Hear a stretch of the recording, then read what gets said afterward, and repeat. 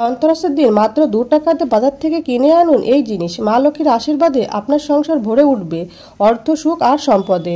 ধনতেরাস শব্দটি সংস্কৃত শব্দ থেকে এসেছে ধন, অর্থ, সম্পদ এবং তেরাস অর্থ 13 দিন বা ত্রয়োদশী তিথিকে বোঝায়।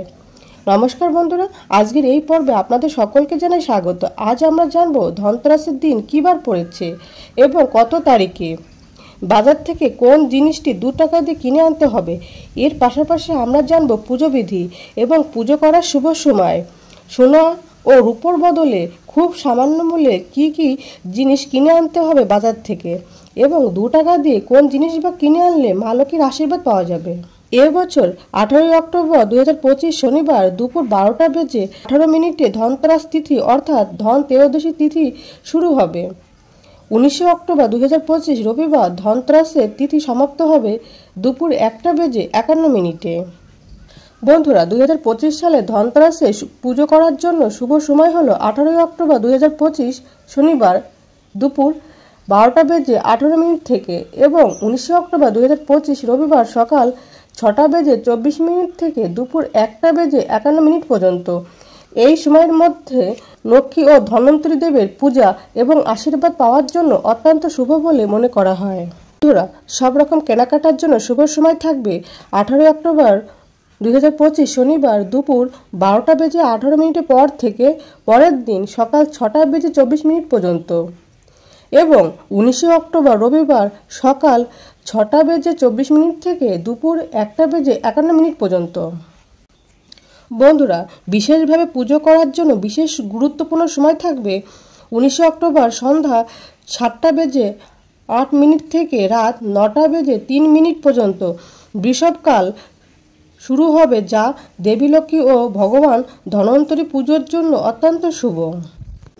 বন্ধুরা, এই সময়টিতে ধনতেরাসে সোনা ও রূপো কেনা শুভ এবং পুজো করার জন্য শুভ। এই সময়টিতে পূজা করলে ধন ও সমৃদ্ধি নিয়ে আসে। এই সময়ে লক্ষ্মী দেবীর আশীর্বাদ লাভ করা যায়, যা সারা বছর ধরে আর্থিক সমৃদ্ধি বজায় রাখতে সাহায্য করে।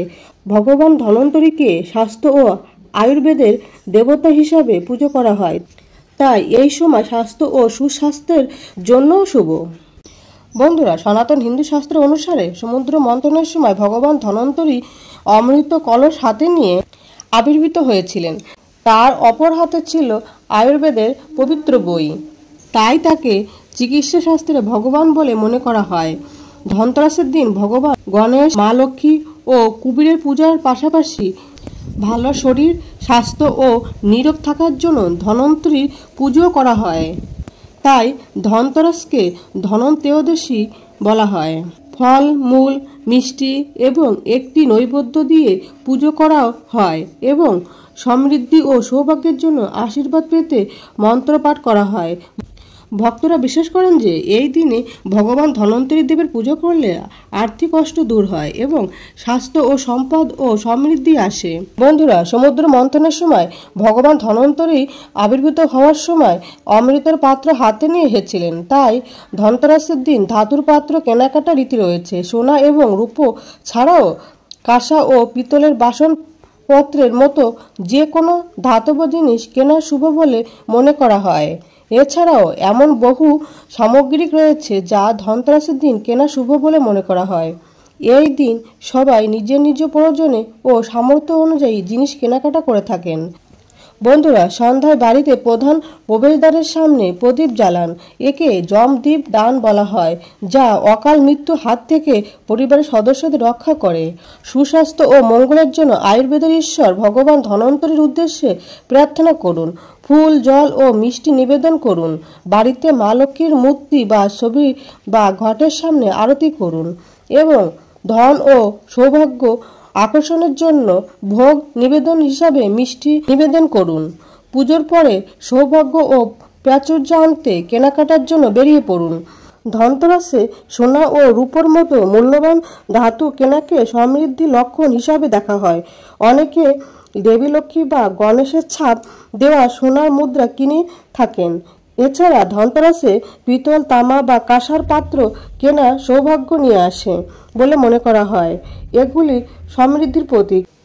আপনি যদি বাড়ির জন্য একটি নতুন যন্ত্রপাতি কেনার পরিকল্পনা করে থাকেন তাহলে ধনতেরাসের দিনটি উপযুক্ত দিন।